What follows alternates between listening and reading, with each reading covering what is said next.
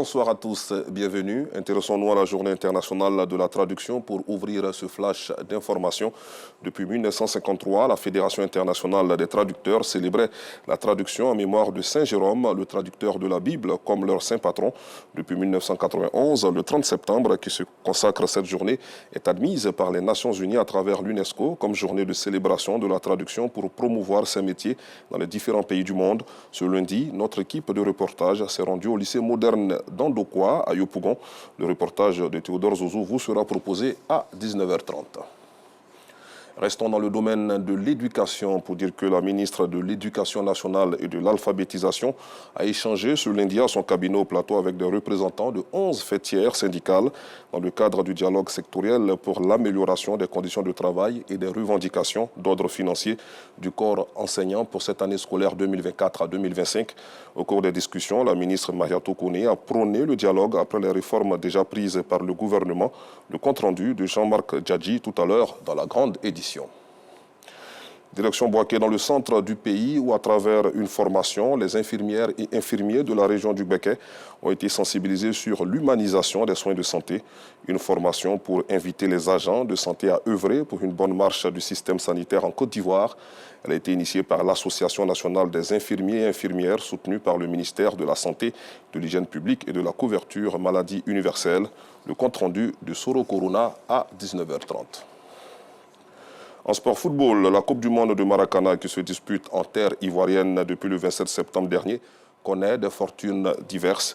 Et l'une des rencontres qui a suscité l'attraction est l'affiche Mali-Brésil, comptant pour la troisième journée des phases de poule. Un match qu'Arsène Kouassi, Moyabi Diabaté et Pascal Koné nous font revivre avec l'ambiance des à côté.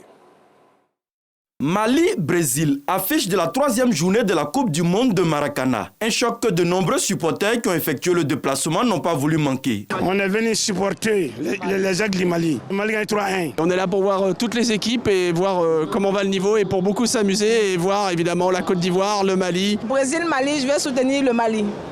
C'est le pays voisin. Je suis ici pour soutenir toutes les équipes, mais particulièrement la France et donc aussi un peu les éléphants.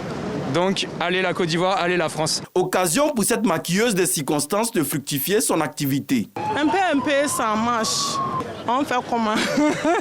Si certains préfèrent vivre l'ambiance en direct, d'autres optent pour le village Maramonde. Je préfère qu'on regarde le match d'hier aussi. Voilà pourquoi nous sommes sortis, pour venir regarder le match d'hier aussi. On a les ralentis. Voilà. Par contre, le direct, il n'y a pas de ralenti.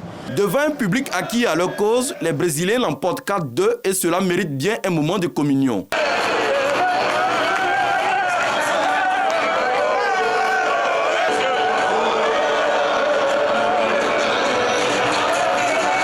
Scène de joie similaire au village Maramonde après la victoire du Canada 4-3 aux dépens des États-Unis.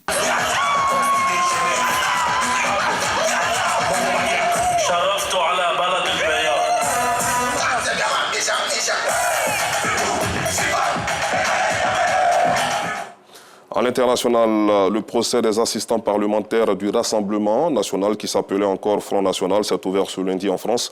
Son parti n'a violé aucune règle et elle répondra à toutes les questions du tribunal. Marine Le Pen a voulu afficher sa sérénité à l'ouverture du procès et celui de 24 autres personnes et du Rassemblement national soupçonnés d'avoir détourné des fonds du Parlement européen pour payer des salariés du parti.